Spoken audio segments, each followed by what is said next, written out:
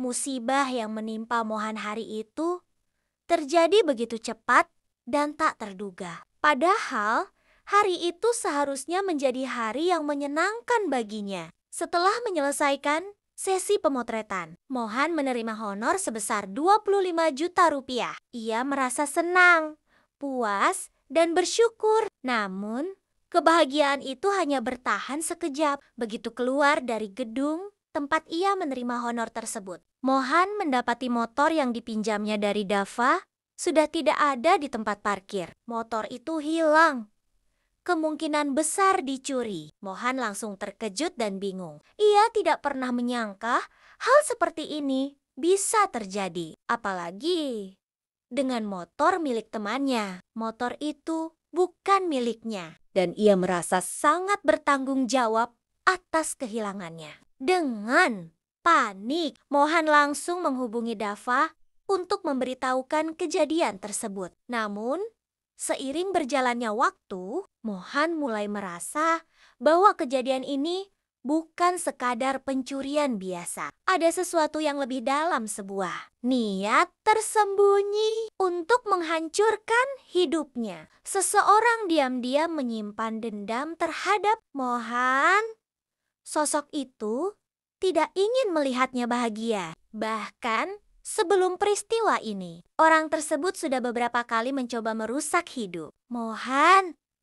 Rasa benci yang mendalam tampaknya menjadi bahan bakar untuk setiap rencana jahatnya. Meskipun Mohan telah melaporkan kehilangan tersebut kepada polisi, ia tetap menerima tawaran bantuan dari Fatah, teman dekatnya yang selalu siap membantu. Fatah segera menghubungi Rama, orang kepercayaannya yang dikenal memiliki jaringan luas dan kemampuan dalam menyelesaikan masalah semacam ini. Rama pun langsung mengerahkan anak buahnya untuk menyelidiki dan mencari petunjuk keberadaan motor Dava. Pencarian dilakukan secara menyeluruh. Setiap sudut kota diperiksa hingga akhirnya motor itu ditemukan. Yang mengejutkan, motor tersebut tidak dijual, tidak dipakai, dan tidak diubah bentuknya. Ia hanya dibiarkan begitu saja, tergeletak di tengah hutan, seolah-olah si pencuri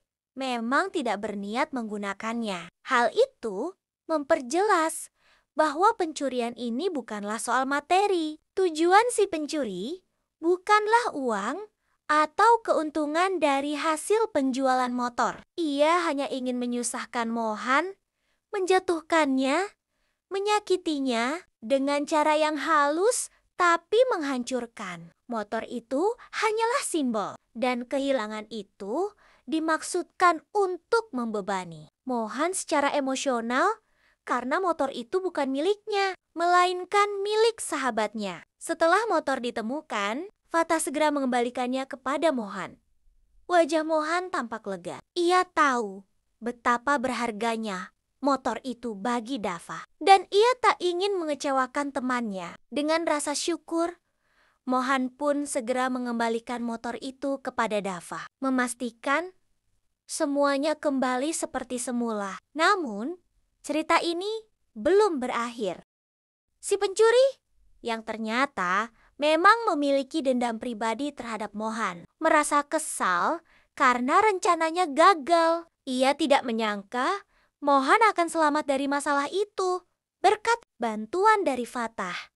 Kini dendamnya meluas. Fatah menjadi target berikutnya. Ia dianggap sebagai penghalang, sebagai sahabat Mohan yang juga harus disingkirkan. Rencana balas dendam baru pun mulai tumbuh dalam bayang-bayang. Cerita ini memberikan pelajaran penting tentang kekuatan persahabatan dan ketulusan. Fatah dengan sikapnya yang penuh kesetiaan dan kepedulian membuktikan bahwa sahabat sejati bukan hanya hadir saat semuanya berjalan lancar, tetapi juga berdiri teguh di sisi kita ketika masalah datang bertubi-tubi. Selain itu, Mohan juga menunjukkan pentingnya tanggung jawab. Meski berada dalam posisi sulit, ia tetap berusaha mengembalikan motor yang dipinjamnya. Ia tidak lari dari masalah. Sikap itu menunjukkan bahwa tanggung jawab bukan hanya tentang menyelesaikan masalah, tetapi juga tentang menjaga kepercayaan dan hubungan dengan orang-orang yang mempercayai kita. Di sisi lain,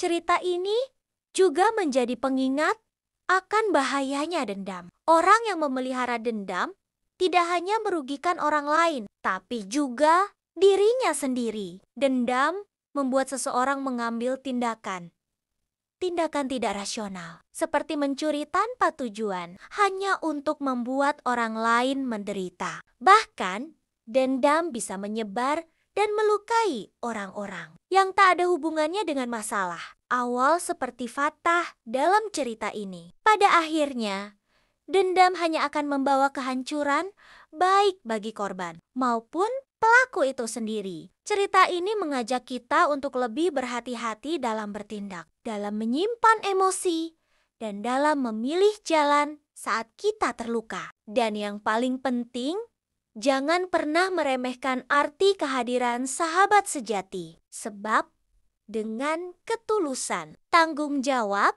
dan dukungan yang tulus, kita bisa menghadapi segala rintangan dalam hidup ini.